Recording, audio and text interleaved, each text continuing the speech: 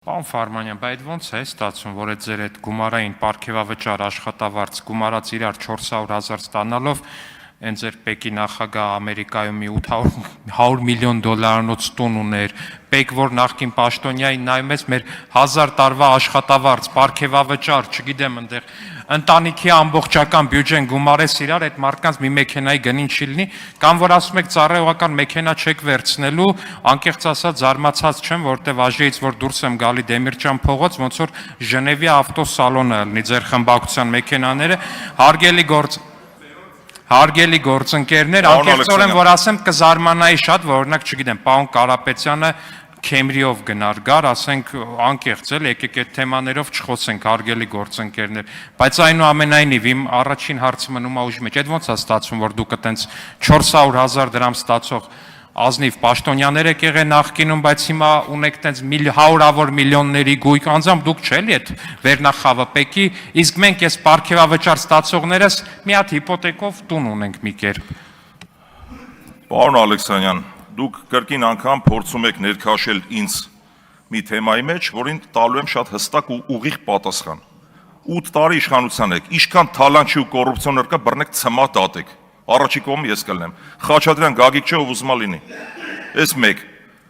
Այդ պատասխանատվությունը չփորձեք կապել մեր քաղաքական ուժի հետ։ Ոչ Գագիկ Խաչատրյանի պատասխանատուն եմ, ոչ էլ Գագիկ Խաչատրյանի ժամանակ եմ առաջի ու վերջի անգամ աշխատել։ Գագիկ Խաչատրյանը եղել ընդամենը հերթական պետական եկամուտների կոմիտեի նախագահ, երբ որ ես աշխատում էի։ Աշխատել եմ Մաքսային պետական կոմիտեի ղեկավարի օրոք Արմեն Ավետիսյանի, Հովիկ Հովսեփյանի, Դավիթ Անանյանի, Վարդան Հարությունյանի, հիմա ինչ կապ ունի, ես բոլորի պատասխանատուն եմ, ինչա։ Կամ դուք ինքներդ ձեզ հակասում եք, երբ որ դուք անընդհատ Պեկի մասին եք խոսում, դուք բոլոր Պեկ աշխատողներին եք վիրավորում։ Երբ որ այդ Պեկի տակ դուք տեսնում եք ինչ-որ մի մոնստր, որ մարդը պիտի թալանի, ու դուք գիտեք ինչի համար եք զարմացած, որ որևէ թալան, դուք լավ գիտեք, որ թալան գոյություն չունի իմ կողմից։ Ես իմ ամեն մարդ իր տեղն է պատասխան տալիս։ Իսկ ինչ վերաբերում է մեր գործընկերներին, առնվազն պետք է մարդ միամիտ լինի, որ այդ մեր գործընկերների կենսագրությանը ծանոթ չլինի, որ չհասկանա, ասենք պարոն Կարապետյանը ոնց է Մայբախ քշում։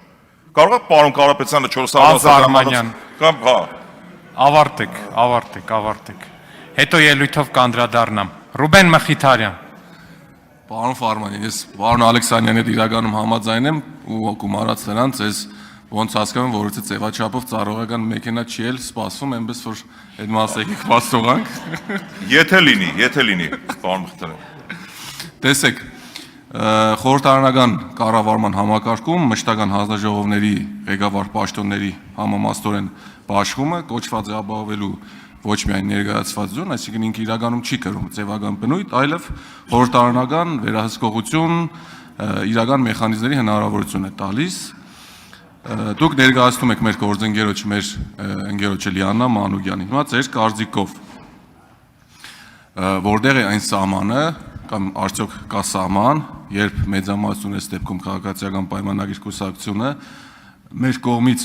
նշանակված տեխնազուներին չընտրելու իրավունքը, իրենց այդ իրավունքը վերածվում է